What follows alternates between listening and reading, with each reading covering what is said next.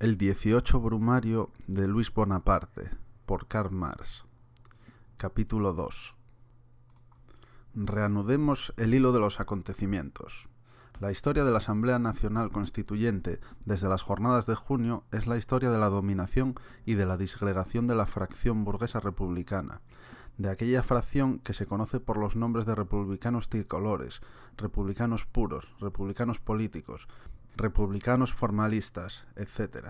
Bajo la monarquía burguesa de Luis Felipe, esta fracción había armado la oposición republicana oficial y era, por tanto, parte integrante reconocida del mundo político de la época. Tenía sus representantes en las cámaras y un considerable campo de acción en la prensa. Su órgano parisino, el National, era considerado, a su modo, un órgano tan respetable como el Journal de Débat. A esta posición que ocupaba bajo la monarquía constitucional correspondía su carácter. No se trata de una fracción de la burguesía mantenida en cohesión por grandes intereses comunes y deslindada por condiciones peculiares de producción, sino de una pandilla de burgueses, escritores, abogados, oficiales y funcionarios de ideas republicanas cuya influencia descansaba en las antipatías personales del país contra Luis Felipe, en los recuerdos de la antigua república, en la fe republicana de un cierto número de soñadores y sobre todo en el nacionalismo francés, cuyo odio contra los tratados de Viena y contra la alianza con Inglaterra atizaba constantemente esta fracción.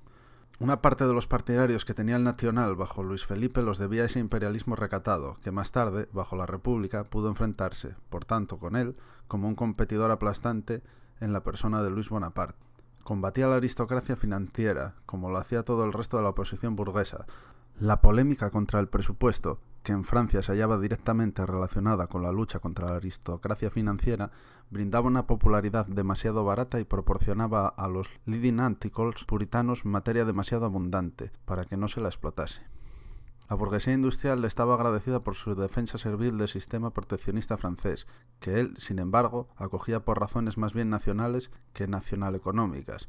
La burguesía, en conjunto, le estaba agradecida por sus odiosas denuncias contra el comunismo y el socialismo. Por lo demás, el partido del Nacional era puramente republicano. Exigía que el dominio de la burguesía adoptase formas republicanas en vez de monárquicas, y exigía sobre todo su parte de león en este dominio. Respecto a las condiciones de esta transformación, no veía absolutamente nada claro. Lo que, en cambio, veía claro como la luz del sol y lo que se declaraba públicamente en los banquetes de la Reforma en los últimos tiempos del reinado de Luis Felipe era su impopularidad entre los pequeños burgueses demócratas y sobre todo entre el proletariado revolucionario. Estos republicanos puros, los republicanos puros son así, estaban completamente dispuestos a contentarse por el momento con una regencia de la duquesa de Orleans, cuando estalló la Revolución de Febrero y asignó a sus representantes más conocidos un puesto en el gobierno provisional. Poseían, de antemano, naturalmente, la confianza de la burguesía y la mayoría dentro de la Asamblea Nacional Constituyente. De la comisión ejecutiva que se formó en la Asamblea Nacional, al reunirse esta, fueron inmediatamente excluidos los elementos socialistas del gobierno provisional, y el Partido del Nacional se aprovechó del estallido de la insurrección de junio y desembarazarse así de sus rivales más afines, los republicanos pequeño-burgueses o republicanos demócratas, Ledru, Roland, etc. Cavaignac, el general del Partido Republicano Burgués que había dirigido la batalla de junio, sustituyó a la comisión ejecutiva con una especie de poder dictatorial. Marrast, antiguo redactor jefe del Nacional, se convirtió en el presidente perpetuo de la Asamblea Nacional Constituyente, y los ministerios y todos los demás puestos importantes cayeron en manos de republicanos puros. La fracción burguesa republicana, que había venido considerándose desde hacía mucho tiempo como la legítima heredera de la monarquía de Julio, vio así superadas sus esperanzas más audaces, pero no llegó al poder como soñaba bajo Luis Felipe, por una revuelta liberal de la burguesía contra el trono, sino por una insurrección, sofocada a cañonazos, del proletariado contra el capital. Lo que ella se había imaginado como el acontecimiento más revolucionario resultó ser, en realidad, el más contrarrevolucionario. Le cayó el fruto en el regazo, pero no cayó del árbol de la vida, sino del árbol del conocimiento. La exclusiva dominación de los republicanos burgueses solo duró desde el 24 de junio hasta el 10 de diciembre de 1848. Esta etapa se resume en la redacción de una constitución republicana y en la proclamación del estado del sitio en París. La nueva Constitución no era, en el fondo, más que una reedición republicanizada de la Carta Constitucional de 1830. El censo electoral restringido de la monarquía de Julio, que excluía de la dominación política incluso a una gran parte de la burguesía, era incompatible con la existencia de la República burguesa. La Revolución de Febrero había proclamado inmediatamente el sufragio universal y directo para reemplazar el censo restringido. Los republicanos burgueses no podían deshacer este hecho. Tuvieron que contentarse con añadir la condición restrictiva de un domicilio mantenido durante 6 meses en el punto electoral. La antigua administración administrativa, municipal, judicial, militar, etc., se mantuvo intacta, y allí donde la Constitución la modificó, estas modificaciones afectaban al índice y no al contenido, al nombre y no a la cosa. El inevitable Estado Mayor de las Libertades de 1848, la libertad personal, de prensa, de palabra, de asociación, de reunión, de enseñanza, de culto, etc., recibió un uniforme constitucional que hacía a estas invulnerables. En efecto, cada una de estas libertades es proclamada como el derecho absoluto del ciudadano francés, pero con un comentario adicional de que estas libertades son ilimitadas en tanto en cuanto no son limitadas por los derechos iguales de otros y por la seguridad pública, o bien por leyes llamadas a armonizar estas libertades individuales entre sí y con la seguridad pública. Así, por ejemplo, los ciudadanos tienen derecho a asociarse, a reunirse pacíficamente y sin armas, a formular peticiones y a expresar sus opiniones por medio de la prensa o de otro modo. El disfrute de estos derechos no tiene más límite que los derechos iguales de otros y la seguridad pública. Constitución francesa, capítulo 2, artículo 8. La enseñanza es libre. La libertad de enseñanza se ejercerá según las condiciones que determina la ley y bajo el control supremo del Estado. Artículo 9. El domicilio de todo ciudadano es inviolable, salvo en las condiciones previstas por la ley. Capítulo 2, artículo 3, etcétera, etcétera. Por lo tanto, la Constitución se remite constantemente a futuras leyes orgánicas, que han de precisar y poner en práctica aquellas reservas y regular el disfrute de estas libertades ilimitadas, de modo que no choquen entre sí ni con la seguridad pública. Y estas leyes orgánicas fueron promulgadas más tarde por los amigos del orden, y todas esas libertades reguladas de modo que la burguesía no chocase en su disfrute con los derechos iguales de las otras clases. Allí donde veda completamente a los otros estas libertades, o consiente su disfrute bajo condiciones que son de otras tantas celadas policíacas, lo hace siempre pura y exclusivamente en interés de la seguridad pública, es decir, de la seguridad de la burguesía, tal y como lo ordena la Constitución. En lo sucesivo, ambas partes invocan, por tanto, con pleno derecho a la Constitución. Los amigos del orden al anular todas esas libertades y los demócratas al reivindicarlas todas. Cada artículo de la Constitución contiene, en efecto, su propia antítesis, su propia cámara alta y su propia cámara baja. En la frase general, la libertad; en el comentario adicional, la anulación de la libertad. Por tanto, mientras se respetase el nombre de la libertad y solo se impidiese su aplicación real y efectiva, por la vía legal, se entiende, la existencia constitucional de la libertad permanecía íntegra, intacta, por mucho que se asesinase su existencia común y corriente. Sin embargo, esta Constitución, convertida en inviolable de un modo tan sutil, era, como Aquiles, vulnerable en un punto, no en el talón, sino en la cabeza, o mejor dicho, en las dos cabezas en que culminaba, la Asamblea Legislativa de una parte y el presidente. Si se repasa la Constitución, se verá que los únicos artículos absolutos, positivos, indiscutibles y sin tergiversación posible son los que determinan las relaciones entre el presidente y la Asamblea Legislativa. En efecto, aquí se trataba, para los republicanos burgueses, de asegurar su propia posición. Los artículos 45-70 de la Constitución están redactados de tal forma que la Asamblea Nacional puede eliminar al presidente de un modo constitucional, mientras que el presidente solo puede eliminar a la Asamblea Nacional inconstitucionalmente, desechando la Constitución misma. Aquí ella misma provoca, pues, su violenta supresión. No solo consagra la división de poderes, como la Carta Constitucional de 1830, sino que la extiende hasta una contradicción insostenible. El juego de los poderes constitucionales, como Guizot llamaba a las camorras parlamentarias entre el poder legislativo y el ejecutivo, juega en la Constitución de 1848 constantemente babank. De un lado, 750 representantes del pueblo, elegidos por sufragio universal y reelegibles, que forman una Asamblea Nacional no fiscalizable, indisoluble e indivisible, una Asamblea Nacional que goza de omnipotencia legislativa, que decide en última instancia acerca de la guerra, de la paz y de los tratados comerciales, la única que tiene el derecho de amnistía y que con su permanencia ocupa constantemente el primer plano en la escena. De otro lado, el presidente, con todos los atributos del poder regio, con facultades para nombrar y separar a sus ministros, independientemente de la Asamblea Nacional, con todos los medios del poder ejecutivo en sus manos, siendo el que distribuye todos los puestos y el que, por lo tanto, decide en Francia la suerte de más de 1,5 millones de existencias, que dependen de los 500.000 funcionarios y oficiales de todos los grados.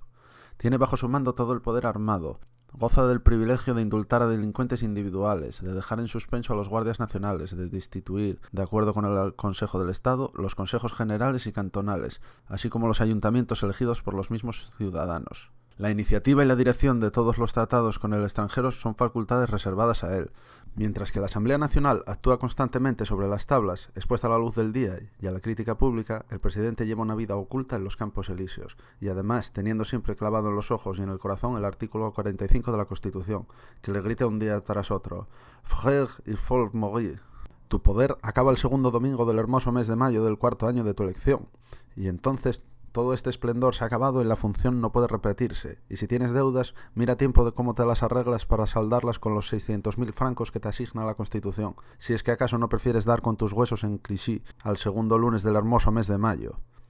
A la par que asigna al presidente el poder efectivo, la Constitución procura asegurar a la Asamblea Nacional el poder moral.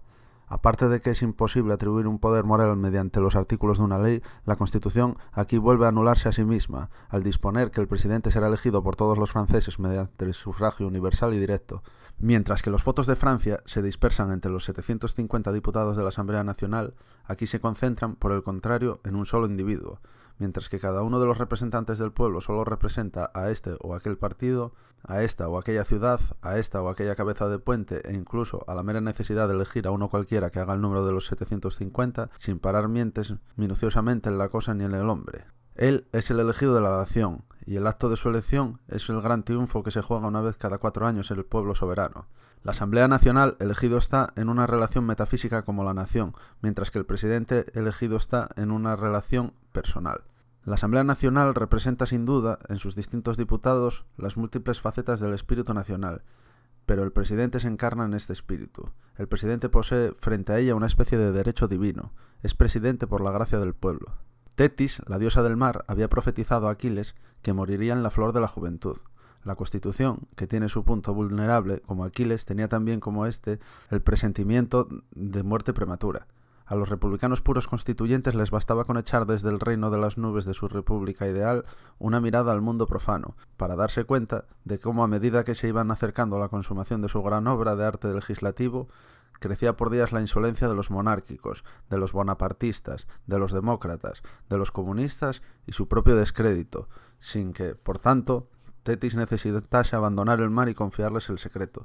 Intentaron salir astutamente al paso de la fatalidad con un ardid constitucional, mediante el artículo 111 de la Constitución, según el cual toda propuesta de revisión constitucional ha de votarse en 3 debates sucesivos, con un intervalo de un mes entero entre cada debate, por las 3/4 partes de los votantes, por lo menos, y siempre y cuando que, además, voten no menos de 500 diputados de la Asamblea Nacional. Con esto no hacían más que el pobre intento de ejercer como minoría, porque ya se veían proféticamente como tal, un poder que en aquel momento en que disponía la mayoría parlamentaria y de todos los resortes del poder del gobierno, se les iba escapando por días de las débiles manos. Finalmente, en un artículo melodramático, la Constitución se confía a la vigilancia y al patriotismo de todo el pueblo francés y de cada francés por separado, después que en otro artículo anterior había entregado ya a los vigilantes y patriotas a los tiernos y criminalísimos cuidados del Tribunal Supremo, Haute Cour, creado expresamente por ella. Tal era la Constitución de 1848 que no fue derribada el 2 de diciembre de 1851 por una cabeza, sino que se vino a tierra al contacto de un simple sombrero. Cierto es que este sombrero era el tricornio napoleónico. Mientras los republicanos burgueses de la Asamblea se ocupaban en cavilar, discutir y votar esta Constitución, Cavaignac mantenía fuera de la Asamblea el estado de sitio en París. El estado de sitio en París fue el comadrón de la Constituyente en sus dolores republicanos del parto. Si más tarde la Constitución fue muerta por las bayonetas, no hay que olvidar que también había sido guardada en el vientre materno y traída al mundo por las bayonetas, por bayonetas vueltas contra el pueblo. Los antepasados de los republicanos honestos habían hecho dar a su símbolo, la bandera tricolor, la vuelta por Europa. Ellos, a su vez, hicieron también un invento que se abrió por sí mismo paso por todo el continente, pero retornando a Francia con amor siempre renovado, hasta que acabó adquiriendo la carta de ciudadanía en la mitad de sus departamentos, el estado de sitio. Magnífico invento, aplicado periódicamente en cada una de las crisis sucesivas en el curso de la Revolución Francesa, y el cuartel y el vivac, puestos así, periódicamente, por encima de un ser tranquilo. el sable y el mosquetón, que periódicamente regentaban la justicia y la administración, ejercían tutela y cesura, hacían funciones de policía y oficio de serenos, al bigote y la guerrera, que se preconizaban periódicamente como la sabiduría suprema y como los rectores de la sociedad. No tenían necesariamente el cuartel, el vivac, el sable, el mosquetón, el bigote y la guerrera que dar por último en ocurrencia de que era mejor salvar a la sociedad de una vez para siempre, proclamando su propio régimen como el más alto de todos y descargando por completo a la sociedad burguesa del cuidado de gobernarse por sí misma.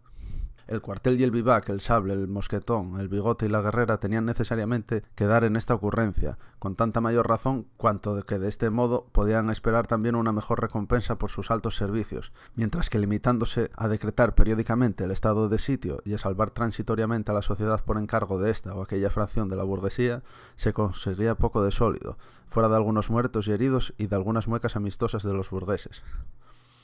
¿Por qué el elemento militar no podía jugar por fin de una vez al estado de sitio en su propio interés y para su propio beneficio, sitiando al mismo tiempo las bolsas burguesas? Por lo demás, no olvidemos, digámoslo de pasada, que el coronel Bernard, aquel mismo presidente de la comisión militar que bajó a Cavaignac y ayudó a mandar a la deportación sin juicio a 15.000 insurrectos, vuelve a hallarse en este momento a la cabeza de las comisiones militares que actúan en París.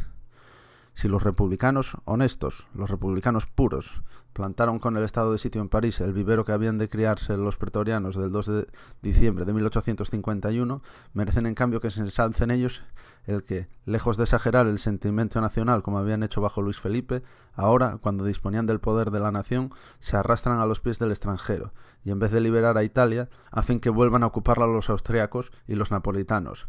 La elección de Luis Bonaparte como presidente el 10 de diciembre de 1848 puso fin a la dictadura de Cavaignac y a la Constituyente.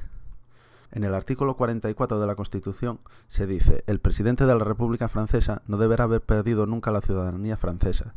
El primer presidente de la República Francesa, Luis Napoleón Bonaparte, no solo había perdido la ciudadanía francesa, no solo había sido agente especial de la policía inglesa, sino que era incluso un suizo naturalizado. Ya he expuesto en otro lugar la significación de las elecciones del 10 de diciembre.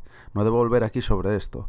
Basta observar que fue una reacción de los campesinos que habían tenido que pagar el coste de la Revolución de Febrero contra las demás clases de la nación, una reacción del campo contra la ciudad. Esta reacción encontró gran eco en el ejército, al que los republicanos del Nacional no habían dado fama ni aumento de sueldo, entre la gran burguesía, que saludó en Bonaparte el puente hacia la monarquía, entre los proletarios y los pequeños burgueses, que le saludaron como un azote para Cavaignac. Más adelante he de tener ocasión de examinar más en detalle el papel de los campesinos en la Revolución Francesa.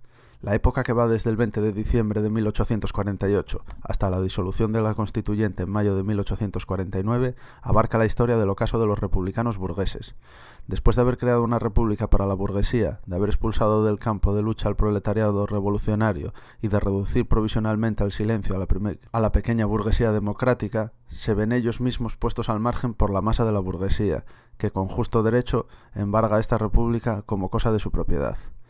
Pero esta masa burguesa era realista. Una parte de ella, los grandes propietarios de tierras, había dominado bajo la Restauración y era por tanto legitimista. La otra parte, los aristócratas financieros y los grandes industriales, había dominado bajo la monarquía de Julio y era por consiguiente orleanista. Los altos dignatarios del ejército, de la universidad, de la iglesia, del foro, de la academia y de la prensa se repartían entre ambos campos, aunque en distinta proporción. Aquí, en la República burguesa, que no ostentaba el nombre de Borbón ni el nombre de Orleans, sino el nombre de capital, había encontrado la forma de gobierno bajo la cual podían dominar conjuntamente. Ya la insurrección de junio los había unido en las filas del Partido del Orden. Ahora se trataba ante todo de eliminar a la pandilla de los republicanos burgueses que ocupaban todavía los escaños de la Asamblea Nacional.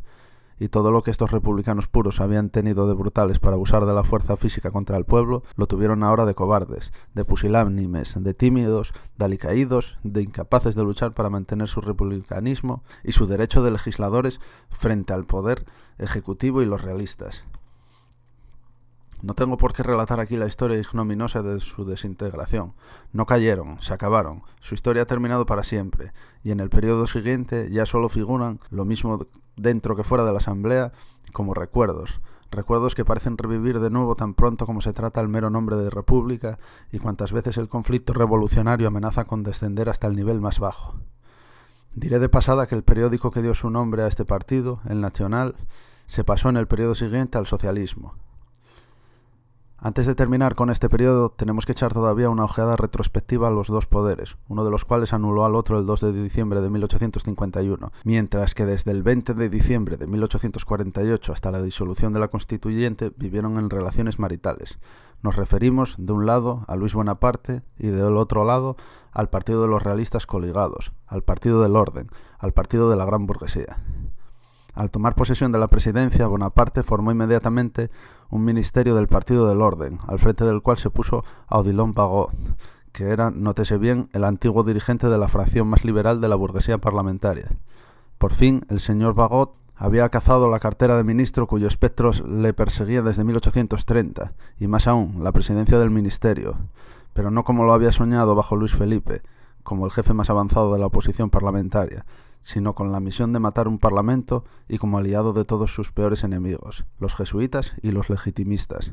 Por fin pudo casarse con la novia, pero solo después de que ésta había sido ya prostituida. Cuanto a Bonaparte, se eclipsó en apariencia totalmente. Ese partido actuaba por él. Ya en el primer Consejo de Ministros se acordó la expedición a Roma, que se convino en realizar a espaldas de la Asamblea Nacional. Ya en el primer Consejo de Ministros se acordó la expedición a Roma, que se convino en realizar a espaldas de la Asamblea Nacional y arrancándole a esta los medios financieros bajo un pretexto falso. Así comenzó la cosa, estafando a la Asamblea Nacional y con una conspiración secreta con las potencias absolutistas extranjeras contra la República Revolucionaria Romana. Del mismo modo y con la misma maniobra, Bonaparte preparó su golpe el 2 de diciembre contra la Asamblea Legislativa Realista y su República Constitucional. No olvidemos que el mismo partido que el 20 de diciembre de 1848 formaba el 2 de diciembre de 1851 la mayoría de la Asamblea Nacional Legislativa. La Constituyente había acordado en agosto no disolverse hasta después de elaborar y promulgar toda una serie de leyes orgánicas complementarias de la Constitución. El Partido del Orden le propuso el 6 de enero de 1849, por medio del diputado Gateau, no tocar las leyes orgánicas y acordar más bien su propia disolución. No solo el ministerio, con el señor Odilon Barrot a la cabeza, sino todos los diputados realistas de la Asamblea Nacional le hicieron saber en ese momento, en tono imperativo, que su disolución era necesaria para restablecer el crédito, para consolidar el orden, para poner fin a aquella indefinida situación provisional y crear un estado de cosas definitivo. Se le dijo que entorpecía la actividad del nuevo gobierno y solo procuraba alargar su vida por rencor, que el país estaba cansado de ella. Bonaparte tomó nota de todas estas invectivas contra el poder legislativo, se las aprendió de memoria y el 2 de diciembre de 1851 demostró a los realistas parlamentarios que había aprovechado sus lecciones, repitió contra ellos sus propios tópicos. El ministerio Barrot y el Partido del Orden fueron más allá. Hicieron que de toda Francia se dirigiesen solicitudes a la Asamblea Nacional pidiendo a esta muy amablemente que se retirase. De este modo lanzaron a la batalla contra la Asamblea Nacional, expresión constitucionalmente organizada del pueblo, sus masas no organizadas. Enseñaron a Bonaparte a apelar ante el pueblo contra las asambleas parlamentarias. Por fin, el 29 de enero de 1849, llegó el día en que la Constituyente había de resolver el problema de su propia disolución. La Asamblea Nacional se encontró con el edificio en el que se celebraban sus sesiones ocupado militarmente. Charles Garnier, el general del Partido del Orden, en cuyas manos se concentraba el mando supremo de la Guardia Nacional y las tropas de línea, celebró en París una gran revista de tropas, como en vísperas de una batalla, y los realistas coligados declararon combinatoriamente a la Constituyente que si no se mostraba sumisa se emplearía la fuerza. Se mostró sumisa y regateó únicamente un plazo brevísimo de vida. ¿Qué fue el 29 de enero sino el coup d'état del 2 de diciembre de 1851, solo que ejecutado por los realistas juntamente con Bonaparte contra la Asamblea Nacional Republicana? Esos señores realistas no advirtieron o no quisieron advertir que Bonaparte se valió del 29 de enero de 1849 para hacer que desfilase ante él por las Tullerías una parte de las tropas y se agarró ávidamente a esta primera demostración pública del poder militar contra el poder parlamentario, para hacer alusión al Calígula. Claro está que ellos no veían más que a su Charles Garnier. El motivo que llevó especialmente al Partido del Orden a acortar violentamente la vida de la Constituyente fueron las leyes orgánicas complementarias de la Constitución, como la ley de enseñanza, la ley de cultos, etc. A los realistas coligados les interesaba en extremo hacer ellos mismos estas leyes y no dejar que las hiciesen los republicanos ya recelosos. Entre estas leyes orgánicas figuraba también, sin embargo, una ley sobre la responsabilidad del presidente de la República. En 1851, la Asamblea Legislativa se ocupaba precisamente de la redacción de esta ley cuando Bonaparte paró este coup con el coup del 2 de diciembre. que no hubieran dado los realistas coligados en su campaña parlamentaria del invierno de 1851 por haberse encontrado ya hecha la ley sobre la responsabilidad presidencial, y hecha además por una asamblea desconfiada, rencorosa, republicana. Después de que la misma constituyente había roto el 29 de enero de 1849 su última arma, el ministerio Bagot y los amigos del orden la acosaron a muerte, no dejaron por hacer nada que pudiera humillarla y arrancaron a su debilidad y a su falta de confianza en sí misma leyes que le costaron el último residuo de respeto que aún gozaba entre el público. Bonaparte, con su idea fija napoleónica, fue lo suficientemente audaz para explotar públicamente esta degradación del poder parlamentario. En efecto, cuando el 8 de mayo de 1849 la Asamblea Nacional da un voto de censura al gobierno por la ocupación de Civitavecchia por Oudinot y ordena que se reduzca la expedición romana a su supuesta finalidad, Bonaparte publica en Moniteur en la tarde del mismo día una carta a Oudinot en la que le felicita por sus heroicas hazañas y se presenta ya, por oposición a los escritorcillos parlamentarios, como el generoso protector del ejército. Los realistas, al ver esto, se sonrieron, creyendo sencillamente que habían logrado embaucarle. Por fin, cuando Magas, presidente de la Constituyente, creyó en peligro por un momento la seguridad de la Asamblea Nacional y apoyándose en la Constitución, requirió a un coronel con su regimiento, el coronel se negó a obedecer, invocó la disciplina y remitió a Magas a Chagagnier, quien le despidió sardónicamente, diciéndole que no le gustaban las bayonettes intelligentes, las bayonetas inteligentes. En noviembre de 1851, cuando los realistas coligados quisieron comenzar la lucha decisiva contra Bonaparte, intentaron, con su célebre proyecto de ley sobre los cuestores, lograr que se adoptara el principio de la requisición directa de las tropas por el presidente de la Asamblea Nacional. Uno de sus generales, Leflot, había suscrito el proyecto de ley. Fue inútil que Chagagnier votase en favor de la propuesta y que Thiers rindiese homenaje a la circunspecta sabiduría de la antigua constituyente. El ministro de Guerra, Saint-Arnaud, le contestó como Chagagnier había contestado a Magas, y entre gritos de aplauso de la montaña. Así fue como el mismo Partido del Orden, cuando todavía no era Asamblea Nacional, cuando solo era ministerio, estigmatizó el régimen parlamentario y pone el grito en el cielo cuando el 2 de diciembre de 1851 este régimen es desterrado de Francia. Le deseamos feliz viaje.